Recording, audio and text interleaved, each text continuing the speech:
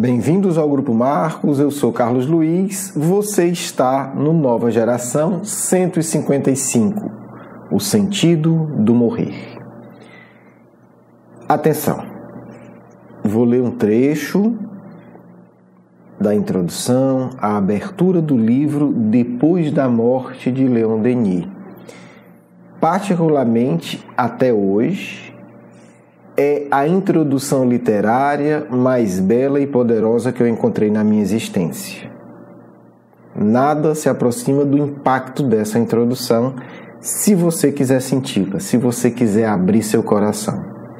Eu vou ler apenas os primeiros parágrafos para que você tenha um pouco essa experiência, né? Vou ler, vou comentar um pouco, mas é uma peça artística, né? Quase uma poesia. Então, além de ser entendida, ou melhor, para ela ser devidamente compreendida, ela tem também que ser sentida. Certo? Então, é o intelecto e o coração aqui interagindo. Não precisa dizer que foi escrita pelo continuador de Allan Kardec. Olha que bonito. Parece para quem gosta de cinema, né? É aquela abertura cinematográfica ampla. Você lendo, você imagina aquelas grandes e poderosas imagens. Como começa Leon Denis? Primeira linha, primeiro parágrafo. Vi, deitada nos seus sudários de pedra e de areia, as cidades famosas da antiguidade. Cartago em seus brancos rochedos, as cidades gregas da Cilícia, o campo de Roma, com seus aquedutos trincados e seus túmulos abertos, as necrópolis, a cidade de mortos que dormem seu sono de 20 séculos sob a cinza do Vesúvio. Vi os últimos vestígios das cidades antigas, outrora formigueiros humanos, hoje ruínas desertas que o sol do Oriente queima com as suas ardentes carícias. Estamos no primeiro parágrafo. Vamos para o segundo.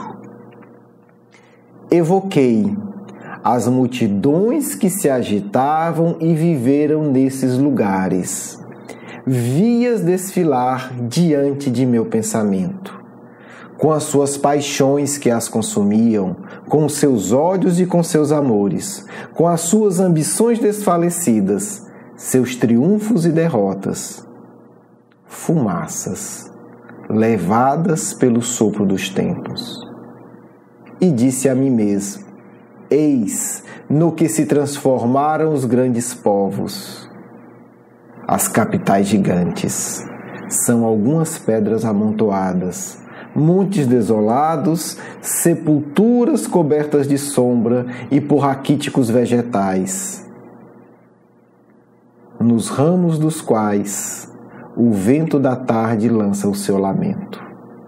A história gravou as vicissitudes de sua existência, suas grandiosidades passageiras, sua queda final, mas a terra tudo devorou. Quantas outras civilizações, cidades, cujos nomes são até desconhecidos? Quantas cidades, quantas raças, quantas civilizações jazem para sempre, abaixo do lençol profundo das águas, que outrora foi a superfície dos continentes tragados. Parágrafo seguinte, e eu me perguntava: por que essa agitação dos povos da terra? Por que essas gerações que se sucedem como camadas de areias trazidas incessantemente pela vaga para cobrir as camadas que as antecederam? Por quê? Por que esses trabalhos, essas lutas e esses sofrimentos, se tudo deve ser conduzido ao túmulo? Os séculos, esses minutos da eternidade, viram passar nações e reinos e nada ficou de pé. A esfinge tudo devorou. E continuando. Na sua correria, para onde vai então o homem? Para o nada ou para a luz desconhecida? A natureza sorridente, eterna, enquadra nos seus esplendores os tristes restos dos impérios. Nela, nada morre, senão para renascer. Leis profundas de uma ordem imutável preside suas evoluções. O homem, com suas obras, é o único destinado ao nada e ao esquecimento? A impressão produzida pelo espetáculo das cidades mortas, encontrei-a ainda mais pungente. Ele vai mudar o tom agora. Ele vai falar agora de uma experiência ainda mais forte do que a que ele teve vendo essas cidades mortas. Que experiência é essa, né? Vou repetir aqui. A impressão produzida pelo espetáculo das cidades mortas, a mesma impressão ele a encontrou, só que ainda mais forte. Onde? Diante do frio despojo dos meus próximos, daqueles que partilharam da minha vida. Então, uma impressão, olha que curioso, né? Um espírito capaz de ver, de visualizar tudo isso e de sentir. Mas ele diz que uma impressão ainda mais forte, mais poderosa, ele encontrou diante dos cadáveres, da morte daqueles que partilharam com ele a vida. E agora ele vai descrever essa experiência. Só que ele fala de uma linguagem forte, não é para covarde. Olha o que é que ele diz, para você e para mim. Um daqueles que você ama vai morrer. No mundo que tem medo até de falar a palavra morte, é bonito isso. Um daqueles que você ama vai morrer. Debruçado sobre ele, o coração apertado, você vê estender-se lentamente, sob os seus traços, a sombra do além. O fogo interior lança apenas pálidas e trêmulas luzes. E eis que se enfraquece ainda mais, depois se apaga.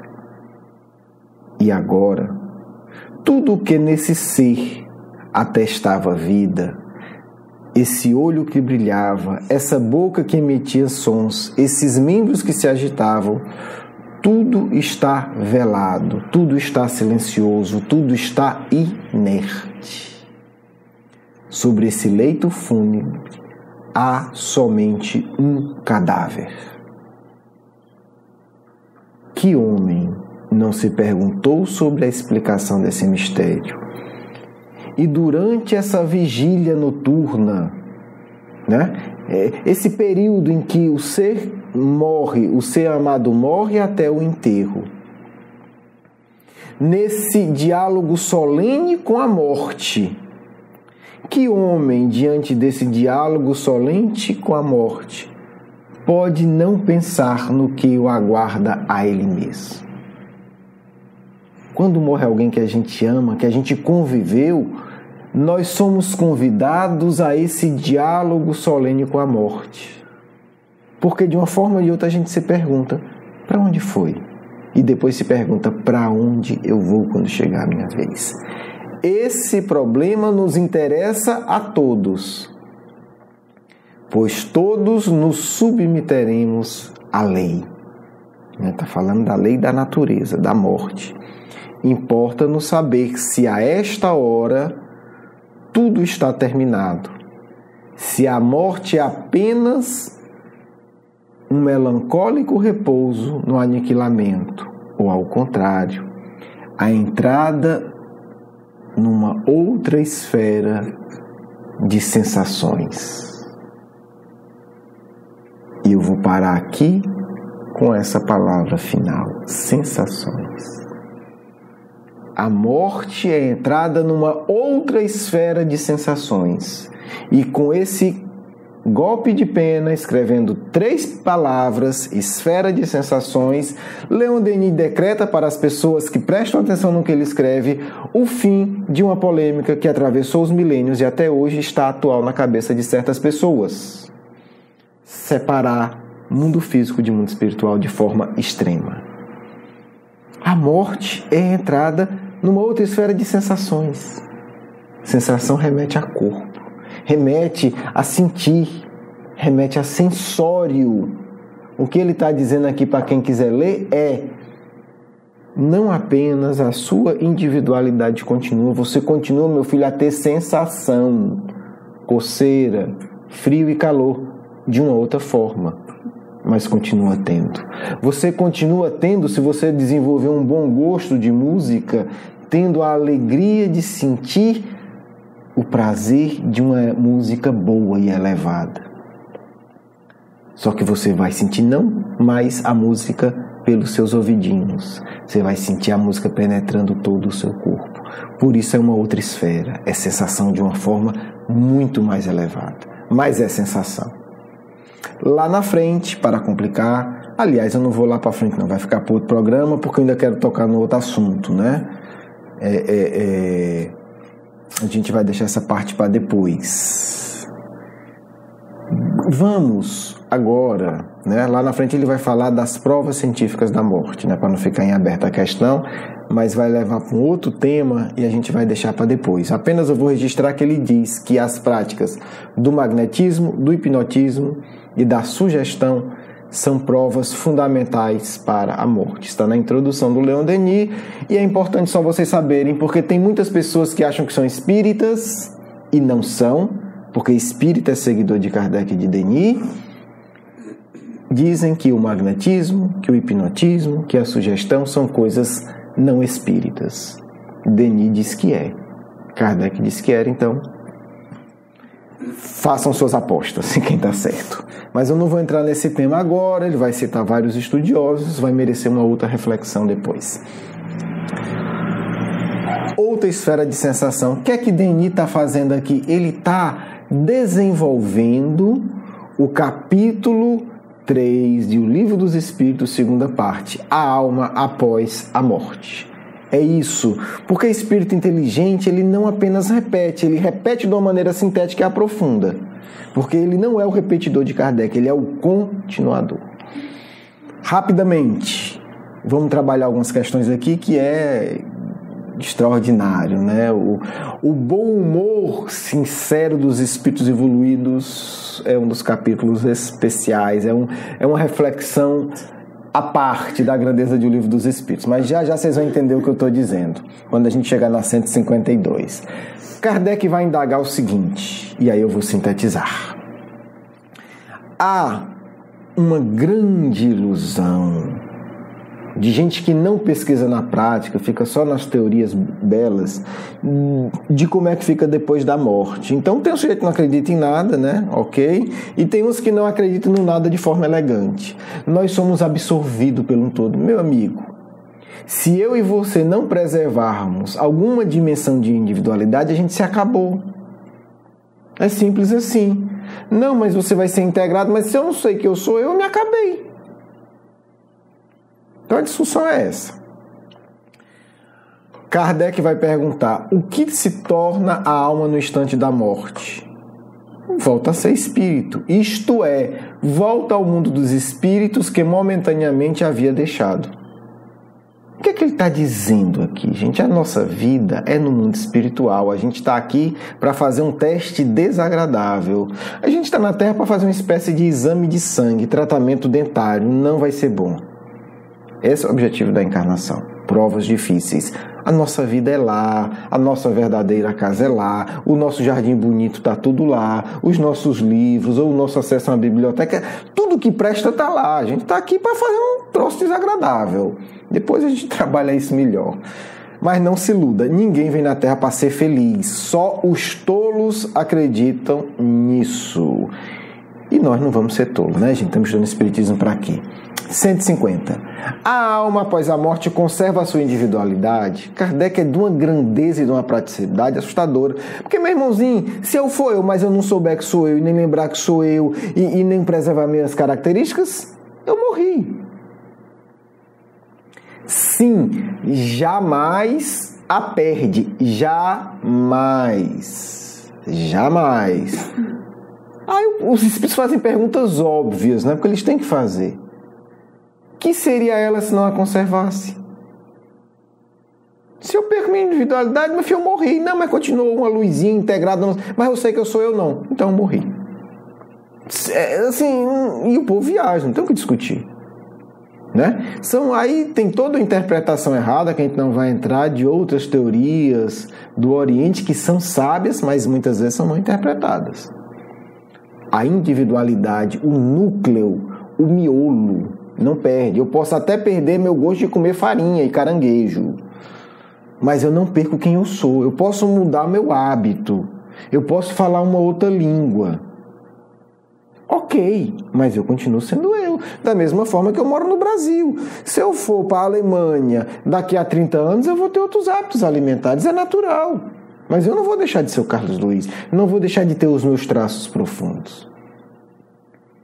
Tá certo? É isso que Kardec está falando, das características profundas de individualidade. Eu posso ir morar na China e daqui a 30 anos achar que determinadas comidas que para mim hoje não fazem o menor sentido são deliciosas. Eu posso mudar. Eu vou estar falando outro idioma, eu posso achar que de repente é melhor eu me comunicar em chinês, em mandarim do que em português. Isso tudo pode mudar. Mas eu continuo sendo eu. Ok? Pergunta Kardec: como a alma constata sua individualidade, visto que não tem mais o seu corpo material? Que é uma questão da individualidade. A gente vai se ver, mas não tem mais corpo. Ela ainda possui um fluido que lhe é próprio, que aure da atmosfera do planeta e que representa a aparência de sua última encarnação, seu perispírito. Então, até a identidade do corpo a gente preserva. Se a gente é mais lúcido, a gente pode alterar essa identidade, apresentar um corpo espiritual de outra existência, mas desde que a gente tenha a lucidez de saber que é uma outra roupa, mas sou eu. O que a alma leva... Começa a ficar engraçado aqui. O que a alma leva consigo desse mundo? Nada além da lembrança e o desejo de ir embora. Essa tradução é mais ou menos. Nada além da lembrança e o desejo de ir para um mundo melhor. O que é que você trouxe da sua experiência, a vontade de ir embora? Tá aqui. Tá aí para vocês lerem. Ok. Vamos pular. Não vou ler a resposta toda. O que pensar da opinião daqueles que a alma retorna ao todo universal? E aí aqui os espíritos eles vão dar uma resposta, gente, que é cirúrgica. Para quem entende que Kardec está dialogando com doutrinas, né, que a pessoa se aniquila. E aí os espíritos eles não vão apenas ensinar, eles vão mostrar onde está o erro, sem entrar em polêmica. É coisa de gente que sabe das coisas. Vamos lá. Olha como é que os espíritos respondem. Qual é o pano de fundo? Uma série de teorias do Oriente mal interpretadas, dizem que o indivíduo se integra na vida cósmica e perde a individualidade. O indivíduo se integra, mas ele não perde. Como é que os espíritos vão ensinar isso? O conjunto dos espíritos não forma um todo? Ele retorna ao todo. Não constitui um mundo? Olha o exemplo como é didático, simples e profundo. Quando você está numa assembleia, num grupo, você não é parte integrante dessa assembleia? E todavia você não conserva sua individualidade? Então cada um retorna para o grupo espiritual de afinidade. E ele passa a integrar aquele grupo. É verdade, você retorna a um todo universal. Seja o que esse todo significa para a sua individualidade.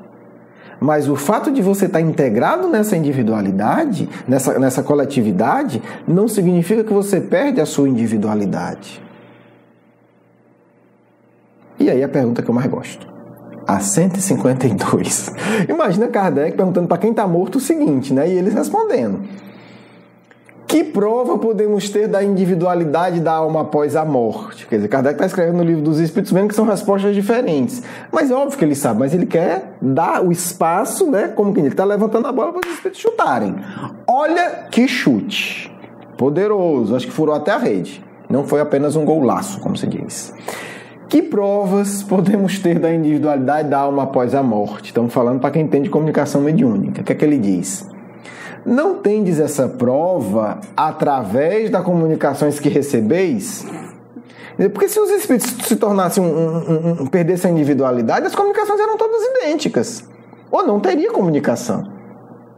Mas eles continuam. Se fosse cego, se não fosse cegos, vereis. Se não fosse surdos, ouvireis.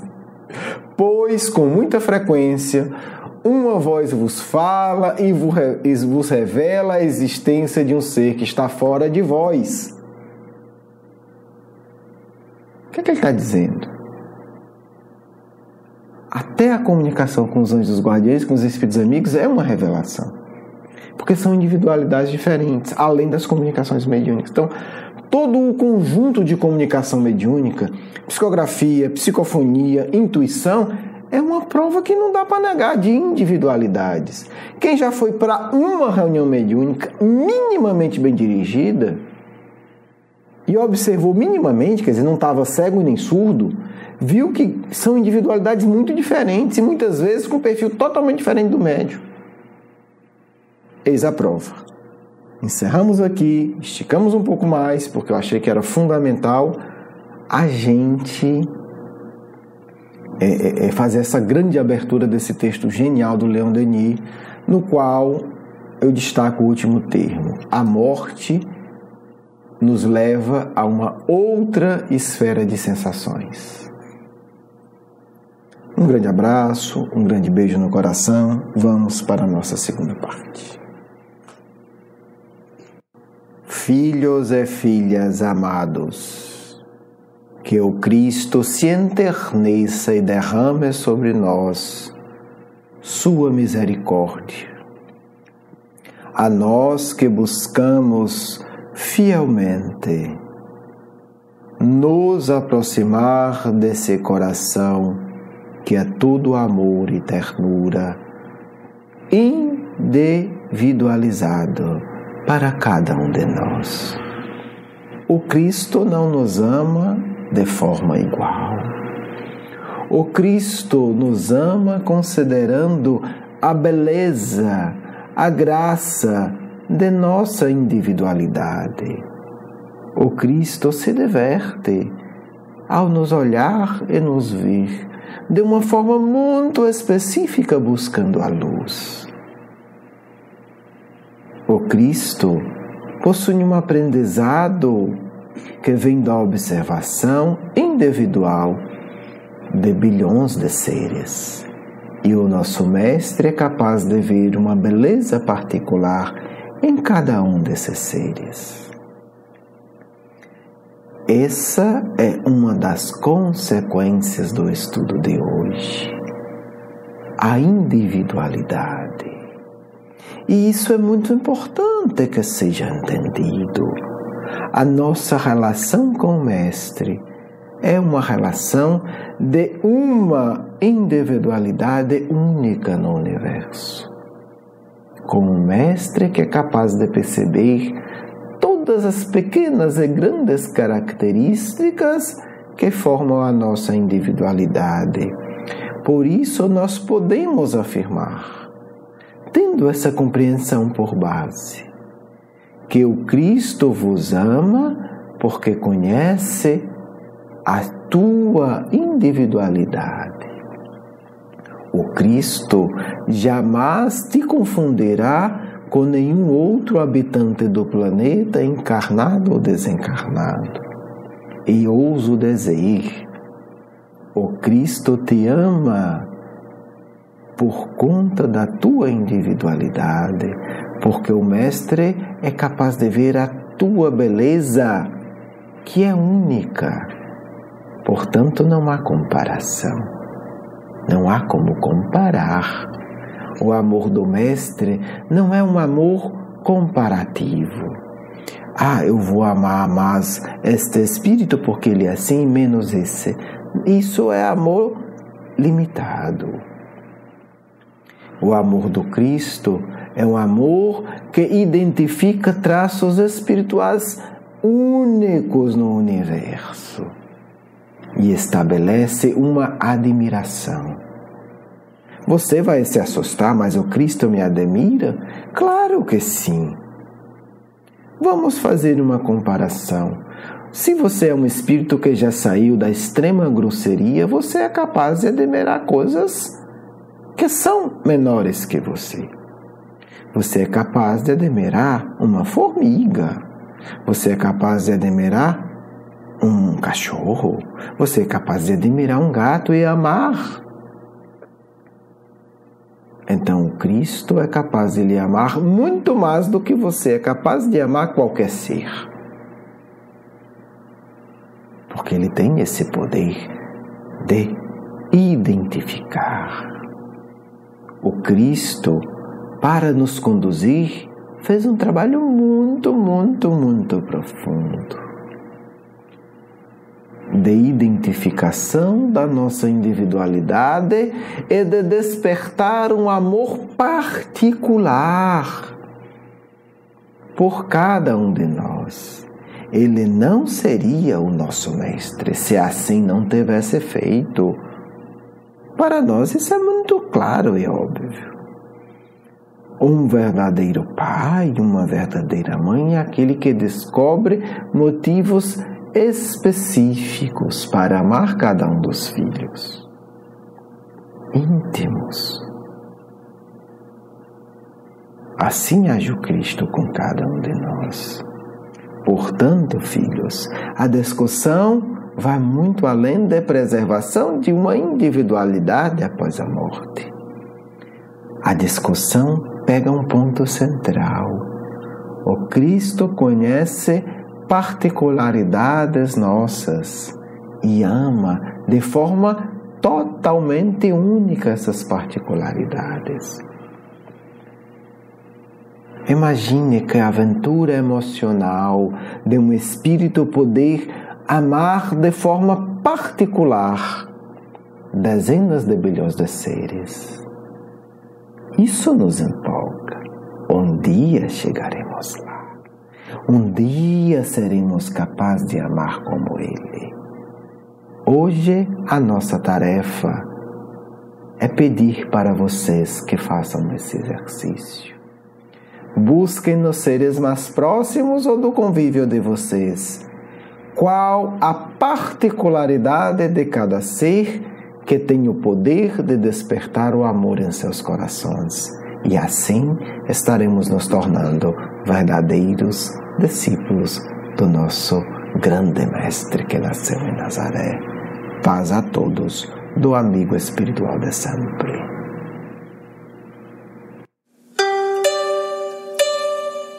Quero agradecer o seu carinho, a sua atenção. E para conhecer mais do nosso curso Educação Espírita, um convite à juventude, do nosso programa Nova Geração e os nossos livros, por favor, visite o nosso blog, grupomarcos.com.br. Você é muito bem-vindo. Um grande abraço.